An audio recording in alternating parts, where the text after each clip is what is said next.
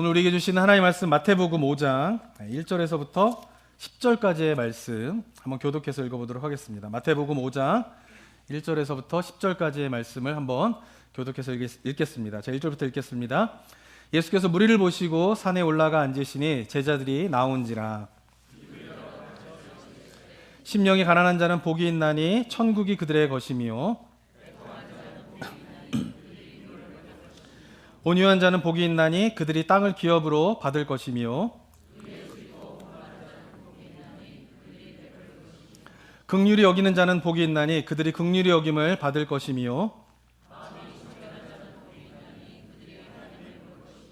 화평케 하는 자는 복이 있나니 그들이 하나님의 아들이라 일컬음을 받을 것이며 의를 위하여 박해를 받는 자는 복이 있나니 천국이 그들의 것임이라. 아멘. 오늘 본문의 말씀을 아마 잘 많은 분들이 익숙하신 말씀일 텐데 보통 오늘 본문의 말씀을 뭐라고 이야기를 하죠? 팔복 이렇게 이야기를 하게 됩니다. 이제 팔복이라고 하는 제목을 붙여서 본문을 이제 우리가 생각하게 되는데 몇 주에 걸쳐서 저희들이 본문을 좀 묵상하게 될 건데 오늘은 서론격에 해당되는 이야기를 좀 나눠보도록 하도록 하겠습니다. 근데 이처럼 이제 성경에 보게 되면 복에 대한 이야기가 굉장히 많이 나옵니다. 그래서 우리가 올바른 기독교 신앙을 하기 위해서는 성경에서 말하는 복이 무엇인가에 대해서 올바른 이해를 갖고 있어야지만이 우리가 참된 기독교 신앙을 할 수 있다라고 생각을 합니다. 보통 이제 한국 교회에서 복에 관한 그 이야기들이 신앙의 관점이 크게 이제 둘로 좀 갈라지게 되는 것 같습니다. 첫 번째는 뭐냐면은 기복 신앙적인 신앙의 관점입니다.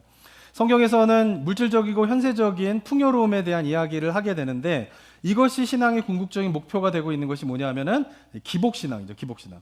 그래서 제가 지난 예수님께서 두 번째로 시험 당하실 때에도 이 기복신앙에 대해서 잠시 다루었는데 그때도 말씀드린 것처럼 이 기복신앙은요 이게 기독교 신앙으로 생각하고 신앙생활을 하게 돼요. 그래서 뭔가 이렇게 기복신앙적인 신앙생활 하시는 분들 가운데 나는 기복신앙을 갖고 있어 라고 생각하시는 분은 거의 없어요.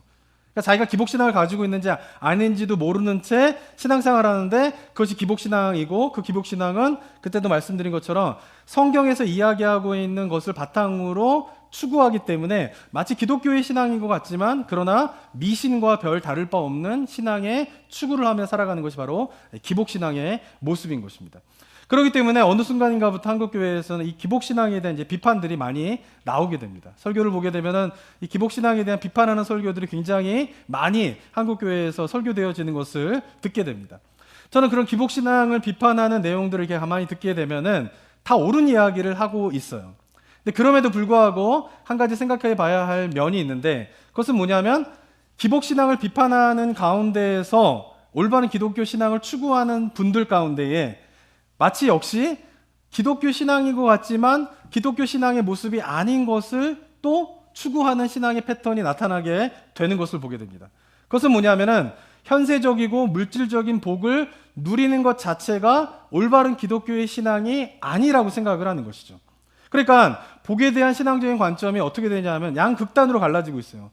한쪽은 뭡니까? 물질적이고 현세적인 풍요로움을 추구하는 것에 대한 목표를 둔 기복신앙적인 그런 흐름이 있다라고 하면 그 반대로 오히려 물질적이고 현세적인 복을 추구하는 것 그리고 그것을 누리는 것이 마치 기독교 신앙이 아닌 것과 같은 그런 비판을 하게 되는 양극단으로 갈라지게 되는 것을 보게 됩니다.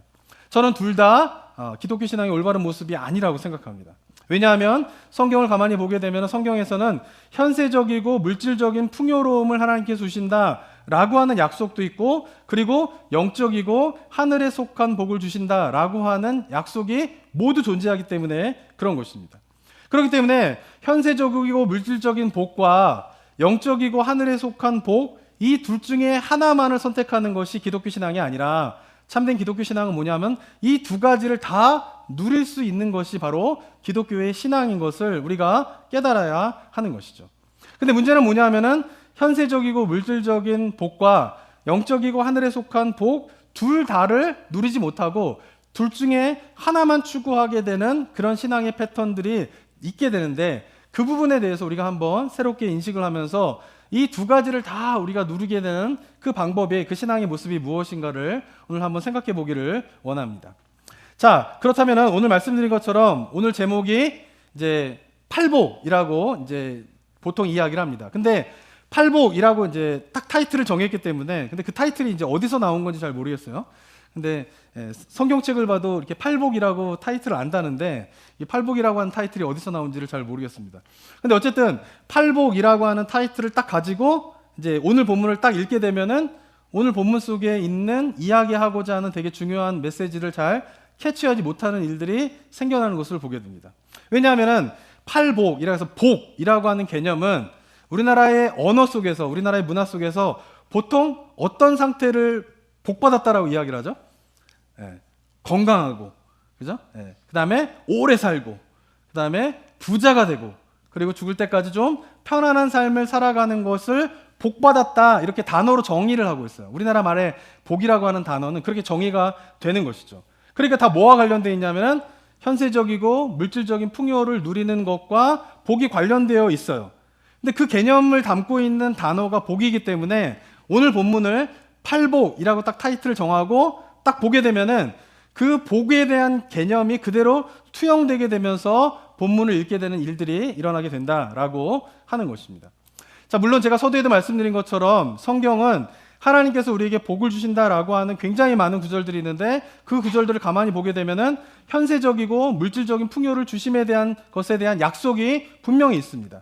특별히 구약에 가게 되면은 하나님에 대한 복을 이야기할 때는 언제나 현신적이고 현세적이고 물질적인 풍요로움에 대한 약속이 담겨져 있어요. 그 대표적인 인물이 누구냐? 바로 아브라함과 이삭입니다. 창세기 26장에 보면 이렇게 기록되어 있는데 한번 12절부터 14절까지를 한번 읽어볼까요? 시작. 이삭이 그 땅에서 농사하여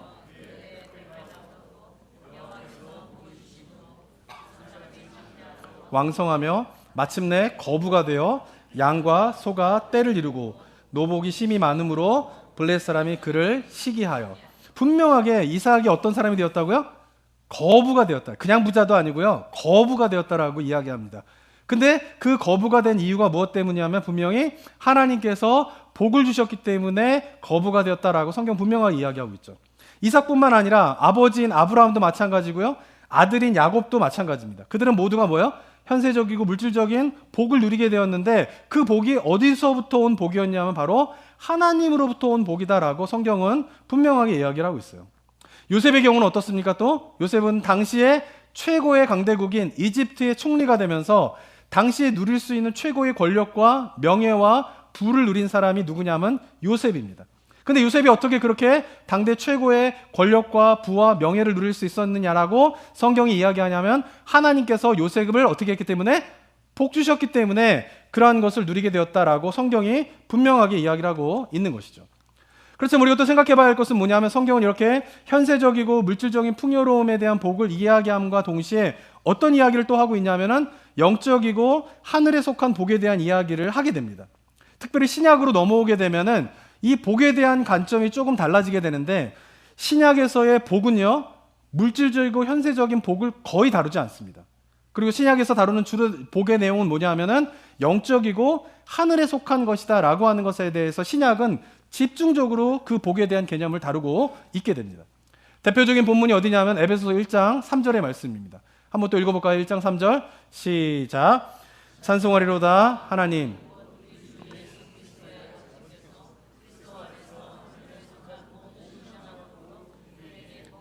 하나님께서 우리에게 복을 주시는데 어떠한 종류의 복을 준다라고 에베소서 1장 3절에서 이야기하고 있습니까? 첫 번째는 뭐예요? 그리스도 안에 있는 복이라고 하는 거예요. 두 번째는 뭐예요? 하늘에 속한 복이라는 거, 하늘에 속한 복. 그리고 세 번째는 뭡니까? 신령한 복이라는 거. 신령하다라는 게 뭐예요? spiritual blessing이라는 거죠. 뭐예요? 영적인 축복을, 영적인 복을 주신다라고 이야기를 하고 있는 것이죠. 그러니까 에베소서 1장 3절에서 이야기하는 것처럼 특이하게도 신약에 이르게 되면은 물질적, 현세적인 풍요에 대한 이야기가 거의 없고 주로 이야기하고 있는 복이 뭐냐 하면은 바로 영적이고 하늘에 속한 복에 대한 이야기를 하게 되게 되는 것입니다. 근데 그렇다고 구약에서는 다 물질적이고 현세적인 복만 이야기하다가 갑자기 신약에서 영적이고 하늘에 속한 복만을 이야기하느냐? 또 그건 아니에요. 구약도 가만히 보게 되면은 물질적이고 현세적인 복을 이야기함과 동시에 신약에서 이야기하고 있는 영적인 복도 이야기를 하고 있죠. 다만 신약에서처럼 명확한 표현으로 복이 무엇인가를 구약이 하늘에 속하고 신령한 것이다 라고 하는 것을 이야기하고 있지 않지만 물질적이고 그 다음에 현세적인 복을 누리고 있는 삶을 살아간 믿음의 사람들을 가만히 보게 되면 그들이 뭐예요? 물질적이고 현세적인 풍요로움을 누리기 전에 먼저 그들이 영적인 복을 누리게 된 것을 성경은 이야기하고 있는 것입니다. 아까 말씀드린 아브라함과 이삭, 야곱 거부가 되었어요. 물질적인 풍요를 누렸어요. 그런데 그의 삶들을 보면 어떻습니까? 그 부자가 되기 전에 어때요? 낯선 이방 땅에서 생명의 위협을 당하는 일들을 겪게 됩니다. 아브라함도 그러고 야곱도 그러고. 이삭은 조금 편안하게 지냈어요. 그래서 성경에는 이삭의 이야기가 조금 좀 작아요. 왜냐하면 별 문제가 없이 살았기 때문에 그런 거죠. 근데 아브라함과 야곱의 이야기를 보게 되면요, 생명의 위협을 당하고요, 사람들로부터 항상 공격을 당하고요, 그래서 모함을 당하고요, 그런 과정들을 인간이 겪을 수 있는 고통과 어려움들을 겪게 돼요. 그런데 성경은 그런 과정들을 겪고 있는 아브라함과 야곱을 향하여서도 그때의 고난과 그때의 어려움들이 복되다라고 이야기를 하고 있는 것이죠. 이유는 무엇 때문일까요?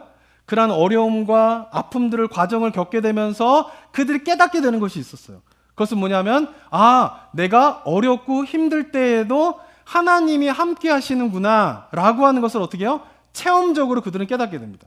그리고 그것을 깨닫게 되면서 그들이 배우게 되는 것이 있는데, 그것은 뭐냐면 어떠한 상황에 있더라도 하나님을 어떻게 신뢰해야 되는가에 대한 그 방법을 그들이 깨닫게 되는 것이에요. 근데 그것은 처음부터 물질적인 풍요들을 막 누리게 되면서 하나님을 신뢰하게 되는 것을 배우게 된 것이 아니라 어려움과 고난을 겪게 되면서 그들이 어떻게 해요? 하나님을 신뢰하는 법을 배우게 되고, 그러면서 아브라함은 하나님께서 자기의 아들을 바치라 라고 요구하실 때에 전혀 주저하지 않고 하나님이 아들을 바치라는 게 말이 됩니까? 정말 선하고 정말 사랑이 많으시고 정말 공의의 하나님이라면 자기의 아들을 제물로 바치라고 하는 이 말이 맞습니까? 하나님의 공의와 맞지도 않고요, 하나님의 사랑과 맞지도 않고요, 정말 선하신 분이다라고 하면 아들을 죽여서 제물로 바치라는 요구는 절대 맞지 않는 거예요. 그런데 아브라함 어떻습니까? 그 하나님에 대해서 불평을 하지 않아요. 왜? 하나님이 바치라고 하면은 이유가 있을 것이다 라고 하는 하나님에 대한 절적인 신뢰를 가지고 전혀 자기가 그동안 경험한 하나님과는 전혀 이해할 수 없는 요구를 하시는 하나님의 요구에 있는 그대로 순종을 하게 되죠. 이유가 무엇 때문일까요? 하나님에 대한 뭐가 생겼기 때문에 그래요? 전적인 신뢰가 생겼기 때문에 그런 것이에요. 근데 그 신뢰는 바로 그 고난과 어려움의 과정 속에서 그가 배우게 된 것이에요. 그래서 성경은 그 어려움과 고난을 겪고 있는 그때에도 복되다라고 이야기를 하고 있고, 그 이후에 그가 거부가 되어서 많은 사람들에게 자신의 그런 가진 것들이 누구로부터 온 것인가를 자신 있게 이야기할 수 있을 만한 많은 부를 가졌을 때에도 그의 삶이 복되다라고 성경은 이야기를 하고 있는 것입니다. 요셉도 마찬가지죠. 그가 최고의 권력과 힘과 명예를 가질 때에도 하나님의 복을 받았다라고 이야기하지만, 그러나 요셉이 그 전에 어떻습니까? 형제들한테 배신을 당하죠. 노예로 팔려가게 되죠. 감옥에서 어떻게 해요?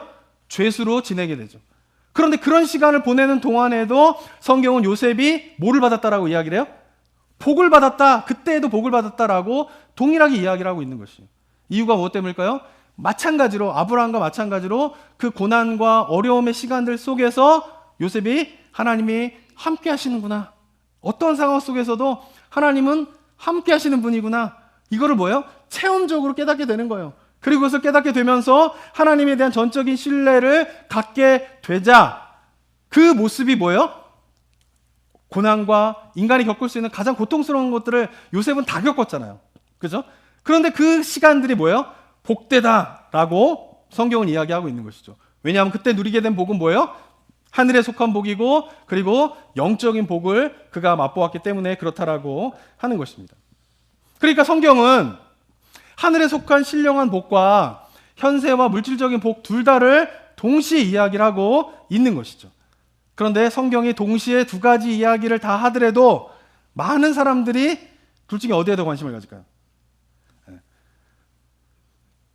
현세적이고 물질적인 복에 더 관심을 갖게 있어요. 왜냐하면 뭐예요? 우리의 문화 속에서, 생각 속에서 복이라고 하는 단어가 가져다주는 개념이 있기 때문에 그래요. 복하면 뭐예요? 현세적이고 물질적인 복을 받는 것이 복이야 라고 하는 문화와 언어 속의 개념들이 있기 때문에 성경에서는 동일한 비중으로 하늘에 속한 영적인 복과 물질적인 복과 현세적인 복과 이런 거를 동시에 이야기하더라도 어떻게 해요? 우리의 반응은 어디에 더 빨리 반응하냐 하면은 물질적이고 현세적인 풍요로움에 더 반응을 하게 된다라고 하는 것입니다.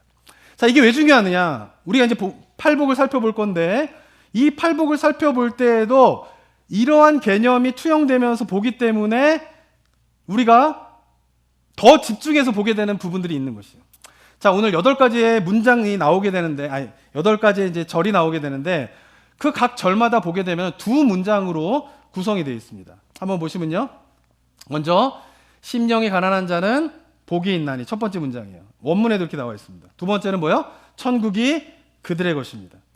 애통하는 자는 복이 있나니 그들이 위로를 받을 것입니다. 온유한 자는 복이 있나니 그들이 땅을 기업으로 받을 것입니다. 의에 줄이고 목마른 자는 복이 있나니 그들이 배부를 것입니다. 긍휼히 여기는 자는 복이 있나니 그들이 긍휼히 여김을 받을 것입니다. 마음이 청결한 자는 복이 있나니 그들이 하나님을 볼 것입니다. 화평케 하는 자는 복이 있나니 그들이 하나님의 아들이라 일컬음을 받을 것입니다. 의를 위하여 박해를 받는 자는 복이 있나니 천국이 그들의 것입니다. 라고 각 절마다 2개의 문장으로 구성되어져 있는데 일반적으로 이 두 문장들을 볼 때에 각 절마다 두 문장을 볼 때에 어디에 더 관심이 갔습니까? 심령이 가난한 자는 복이 있나니 천국이 그들의 것입니다. 이 두 문장 가운데 어디에 더 관심이 가세요? 이거 잘 와닿지 않으세요? 그럼 이제 온유한 자가 제일 우리의 마음에 와닿죠. 온유한 자는 복이 있나니 그들이 땅을 그죠?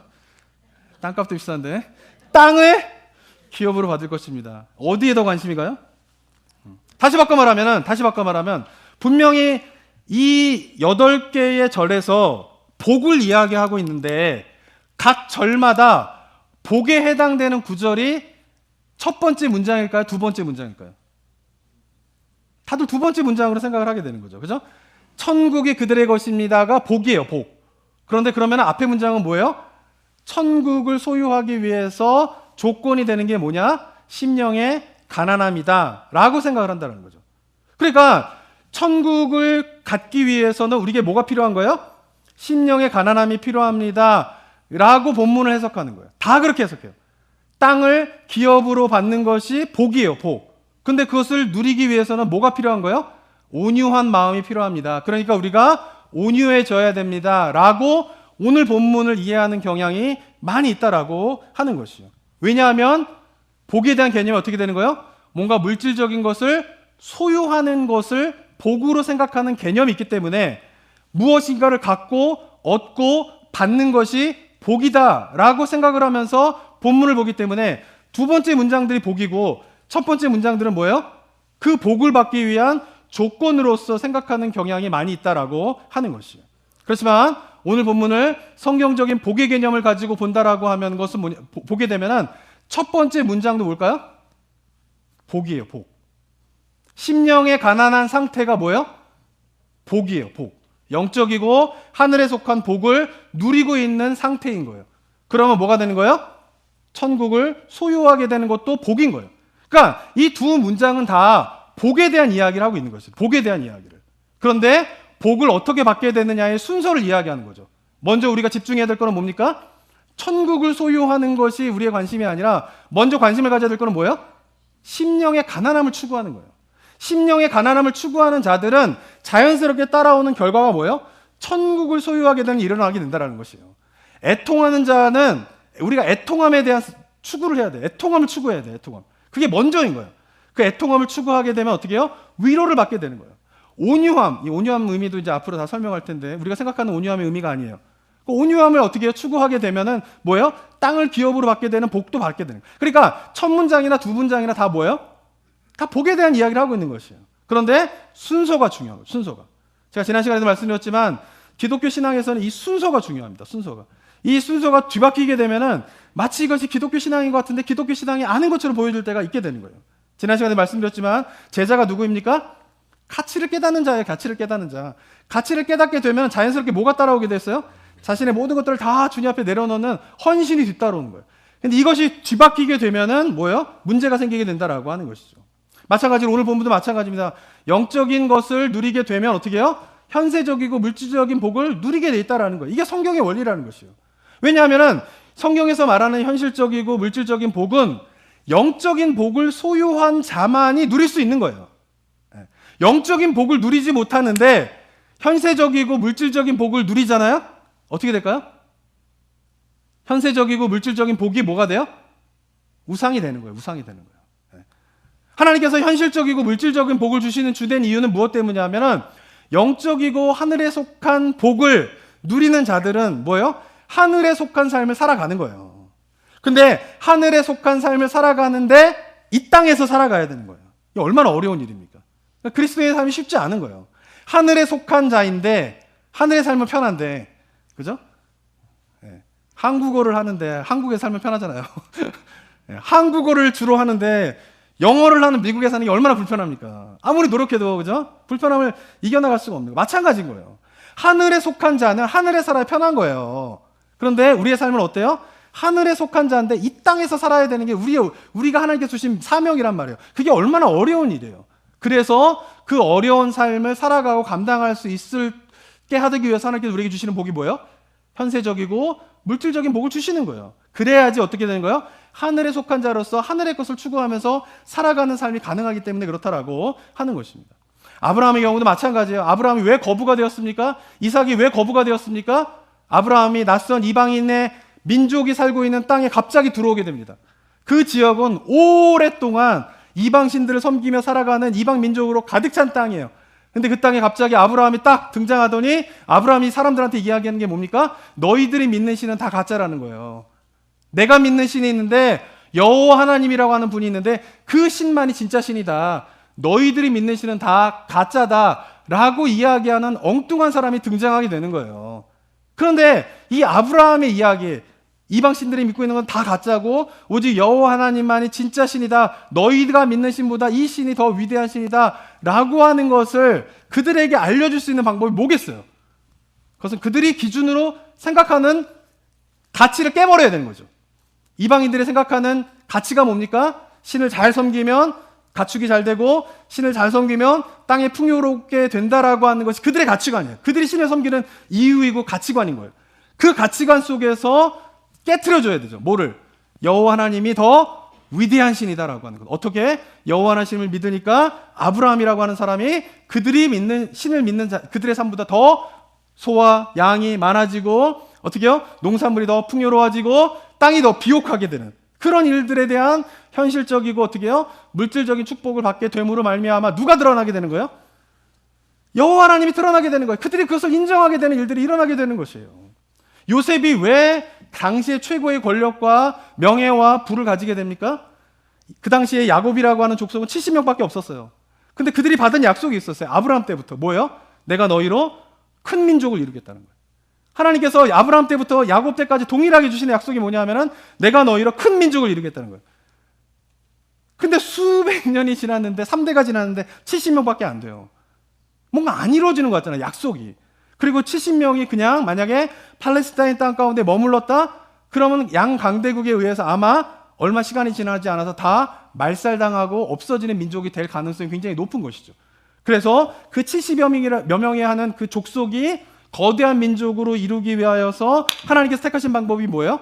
애굽이라고 하는 강대국 아래에 보호를 받는 거예요. 그래서 애굽의 총리가 누가 되게 합니까? 요셉이 되게 하는 것이에요. 요셉이 총리가 되어서 애굽의 70여 명의 야곱의 가족들이 들어가서 거대한 민족으로 변화가 되게 되죠. 400여 년의 시간을 통하여서 하나님께서 약속하신 아브라함에게 주신 그 거대한 민족으로 변화되어지게 되는 놀라운 일들을 이루시기 위하여서 요셉에게 뭐를 준 거예요? 당시에 누릴 수 있는 최고의 권력과 부와 명예를 주셨다라고 하는 것입니다. 그러니까 성경에서 이야기하는 현세적인 물질적인 축복은 무엇과 연결되어 있는 거예요? 하나님의 뜻과 연결되어 있는 거죠. 그리고 뭐예요? 영적이고 하늘에 속한 복과 연결되어 있는 것이에요. 하나님의 뜻을 이루고자 하는 자는 어떻게 해요? 현세적이고 물질적인 복을 받습니다. 확신 있으세요? 이게 확신이 있어야 돼요. 요즘 현대 크리스찬들의 갖고 있는 영적인 패배감은 여기에 있죠. 아까도 말씀드린 것처럼 마치 물질적이고 현세적인 복을 구하는 것 자체를 되게 뭔가 비신앙적이라고 생각하는데 절대 그렇지 않다라는 거예요. 저는 우리 성도님들이 자신 있게 하나님 앞에 구했으면 좋겠어요, 진짜.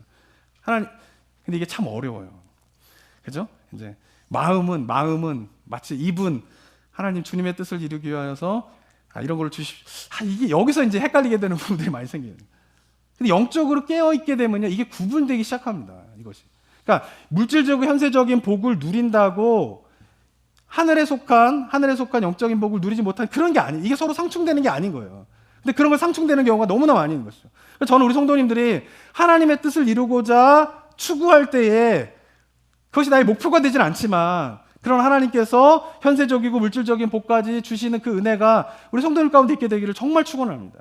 그리고 영적이고 하늘에 속한 복을 사모하는 자, 하늘의 것을 구하고 하늘에 속한 자로 살아갈 때에 하나님께 정말 이 땅 가운데에서 이 땅에서 그 삶을 살아가기 위해서 나의 삶을 채워주시고 베풀어주시는 하나님의 놀라운 은혜가 있는가 없는가를 체험하게 되고 그것이 우리의 고백이 되고 그것이 우리가 예배의 이유가 되게 되는 그런 은혜의 삶이 우리 모든 성도님들의 삶 되시기를 주님의 이름으로 축원합니다.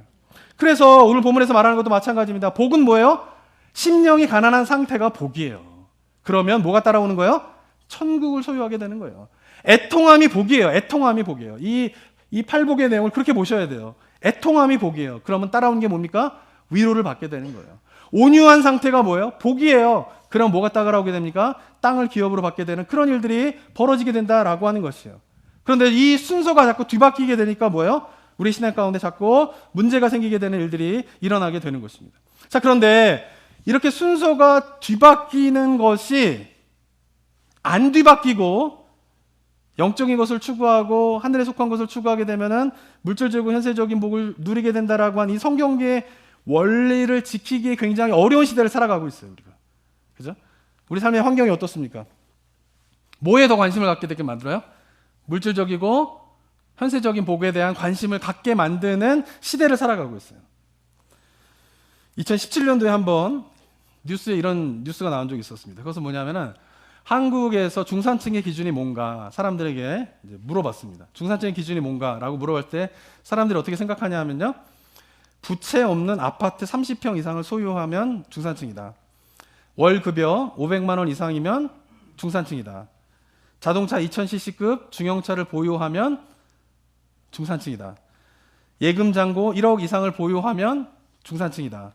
해외여행 1년에 한 번 정도 다닐 정도가 되면 중산층이다 라고 2017년도에 얘기했습니다. 지금 또 달라질 수도 있죠. 더 올라갈 수도 있는데 중산층의 기준이 이렇다 이렇게 한국에 있는 분들이 대답을 했는데 우리 성도님들 어떠십니까? 동의하시나요? 네? 아니에요? 부족해요? 미국 생활은 좀 달라요? 더 있어야 되는 거예요? 중산층의 삶이? 자, 그런데 미국에서는 그럼 중산층을 어떻게 생각하는가에 대한 이야기가 또 뉴스에 나오게 됩니다. 그래서 공립학교에서 가르치는 중산층의 기준에 대해서 미국에서 이렇게 이야기를 합니다.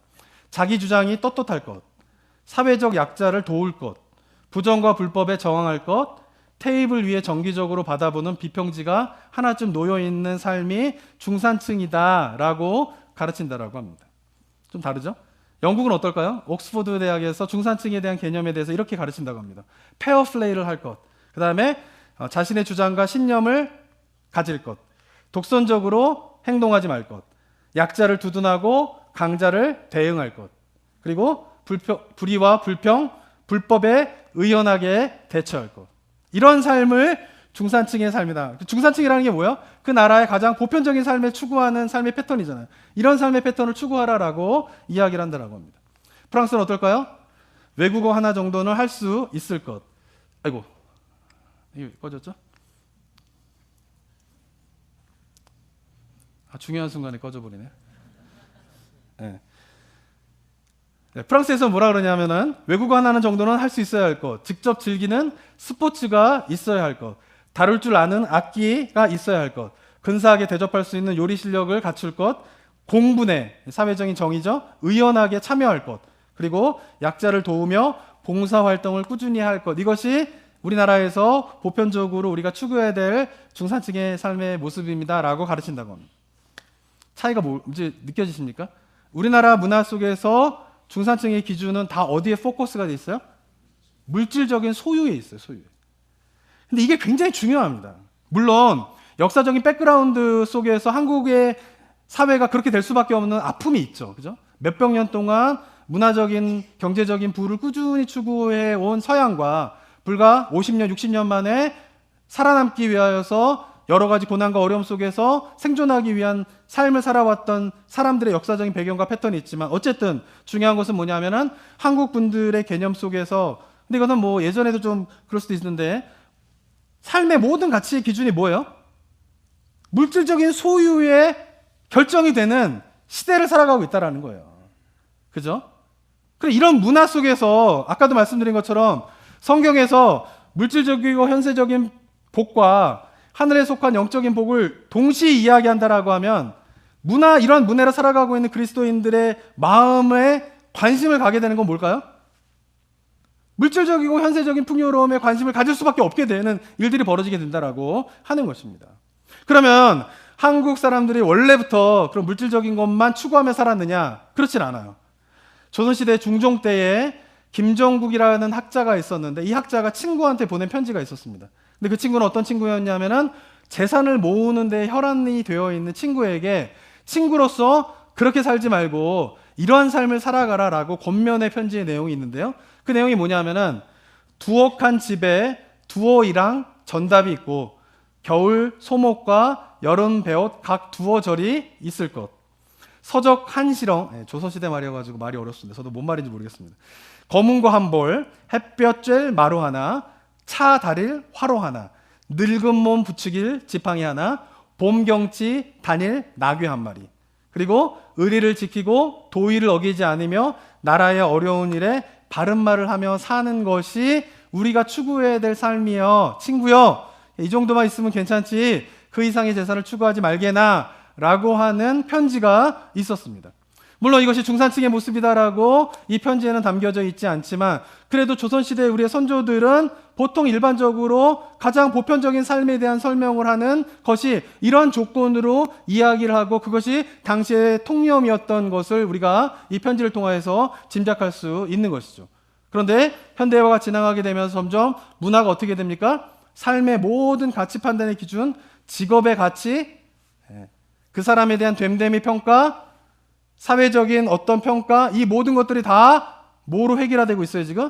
물질적인 소유를 얼마나 하고 있느냐에 획일화되고 있는 일들이 지금 우리 사회 가운데서, 우리 문화 속에서 벌어지고 있다라고 하는 것을 우리가 기억해야 하는 것입니다. 왜냐하면 이런 문화 속에서 우리 그리스도인들이 살게 되기 때문에 우리가 다른 어느 시대보다도 더 노력하고 의지하여서 하늘의 것을 추구하고, 더 노력하고 의도적으로 영적인 것을 추구하는 신앙의 노력과 훈련이 되지 않는다면 우리도 자연스럽게 어디에 더 매몰되어서 삶을 살아갈 수밖에 없게 됩니까? 물질적이고 현세적인 풍요로움에 더 집중하여 살아갈 수밖에 없는 것이에요. 심지어는 그렇게 살아가는 관점이 변하지 않으면 성경을 봐도 뭐만 보여요? 물질적이고 현세적인 풍요로움에 대한 것만 보이는 거예요. 기도의 내용도 뭐만 기도하게 돼요? 물질적이고 현세적인 풍요로움을 구하는 기도밖에 되지 않는 거예요. 우리 성도님들 기도를 한번 스스로 돌아보시기 바랍니다. 어떤 기도를 하고 있습니까? 하늘의 것을 구하고 영적인 것을 구하고 그리스도 안에 속한 복을 구하고 있습니까? 아니면 내 삶 가운데에 물질적인 필요와 그다음 현세적인 풍요로움을 더 구하면서 나아가고 있습니까? 팔복을 보게 되는데도 팔복에서 보게 되는 것이 심령의 가난함을 정말 사모하고, 애통함을 사모하고, 온유함을 사모하고, 의에 줄이고 목마름을 사모하고, 화평케 하는 것에 대해 사모하고, 마음이 청결한 것에 사모하고, 의를 위하여서 박해를 받는 것에 막 사모하는 가운데 있습니까? 아니면 천국을 소유하고 땅을 기업으로 받고 위로를 받고 하나님의 아들이라, 하나님의 아들도 다른 가치관이지만 어쨌든 하나님의 아들을 일컬음을 받게 되고 천국을 소유하게 되는 그런 부분에 더 관심을 갖게 됩니까? 그러니까 우리가 노력하지 않으면은 지금 시대는 자연스럽게 신앙의 테두리 안에서도 물질적이고 현세적인 것을 추구하면서 살아갈 수밖에 없는 우리의 시대를 우리가 인식해야 되는 것이죠. 그래서 우리 성도님들이 제가 도전하고 싶은 것은 뭐냐면 바로 우리가 먼저 이 시대는 그러한 시대를 우리가 살고 있구나, 잘못하면 우리가 물질적이고 현세적인 풍요로움을 쫓으며 살아갈 수밖에 없는 환경 속에 살아가고 있구나라고 하는 것을 인식하면서 우리가 다른 시대보다도 의도적으로 더 구해야 할 것은 무엇입니까? 하늘의 것을 좀 구하세요. 하늘에 속한 복을 좀 구하시고 영적인 복을 구하시고, 그러면 삶은 어떻게 살아? 이런 고민이 아니라 하늘의 것을 구하고 영적인 것을 구하며 살고, 그 삶의 중심에 하나님께서 우리에게 주시는 그 영적인 하늘에 속한 복이 나의 삶 가운데, 중심 가운데 다 잡혀져 있는 가운데에서 그 모든 것들을 채워주시는. 여기서 주의해야 될 거는 이제 영적인 것만 막 추구하고 뭐 세상적인 일을 아무것도 하지 말고 오직 기도만 해라, 이런 게 아니에요. 그죠? 근데 하나님 앞에 모든 것들 하는데, 비즈니스도 하고 직장생활도 하고 공부도 하고 열심을 내는데, 그 모든 중심에는 하늘의 것을 구하는 삶의 중심이 있게 될 때에 그 모든 것들 속에서 채워주시고 베풀어주시는 하나님의 현세적이고 물질적인 그런 복도 누리게 되는 은혜가 우리 모든 성도님들 가운데 있게 되시기를 주님의 이름으로 축원합니다. 우리가 기억할 건 뭡니까? 정말 하늘의 것을 좀 구하면서 나아가는 삶의 모습이 나에겐 있는가? 예배 때 와도, 기도를 할 때에도, 좀 일상의 삶을 살 때에도 내가 그러고 살고 있는가라고 하는 것을 기억하면서 정말 한 주간의 삶을 하늘의 것을 구하면서 살아가는 삶의 모습이 우리 모든 성도님들의 삶의 모습 되시기를 주님의 이름으로 축원합니다. 사랑과 은혜가 충만하신 하나님 아버지, 하늘의 것을 사모하라고 우리에게 늘 말씀하시는 주님의 명령이 어느 시대보다도 이 시대를 살아가는 우리 그리스도인들에게 정말 들려지는 주님의 음성으로 느껴지게 됩니다. 잘못하면은 정말 이 시대 가운데에서 하나님이 아닌 정말 물질적인 풍요로움을 쫓아서 살아가기 쉬운, 너무나 쉬운 시대를 살아가고 있기에 내가 그렇게 물질적인 풍요를, 하나님의 우리에게 원하시는 하늘의 것을 더 사모하는, 하늘의 것보다 더 사모하게 되는 삶을 살아가고 있음에도 그런지도 못한 채 살아가고 있는 어리석음이 우리 가운데 있지 않도록 주님 도와주시고, 날마다 나의 마음을 새롭게 함으로 말미암아 하나님 앞에 정말 가난한 심령으로 주님 앞에 나아가는 그 복된 삶이 우리 성도님들 삶의 모습 되게 하여 주시옵소서. 그래서 하나님의 은혜가 아니면은 내가 살아갈 수 없고, 하나님의 은혜와 다른 것을 내가 바꿀 수 없는 그 주님의 은혜의 깊은 은혜, 그 기쁨 가운데 들어가는 삶의 모습이 우리 성도님들 삶의 모습이 되게 하여 주시옵소서. 그렇게 하늘에 속한 자로서 하늘의 것을 추구하며 살아가는 이 땅에서의 삶을 책임지시고 인도하시고 역사하시는 하나님의 놀라운 손길들을 경험하면서 우리가 이 땅 가운데에서 약속되어진 하나님의 복을 마음껏 누리며 살아가게 되는 삶의 모습이 우리 모든 성도님들의 삶의 모습이 되게 하여 주시옵소서. 고백합니다. 다짐합니다. 하늘의 것을 사모하며 나아가기로 고백하며 다짐하는 주의 백성들 가운데에 약속하신 그대로 행하시는 하나님의 놀라운 손길을 경험하는 그런 은혜를 맛보게 하여 주시옵소서.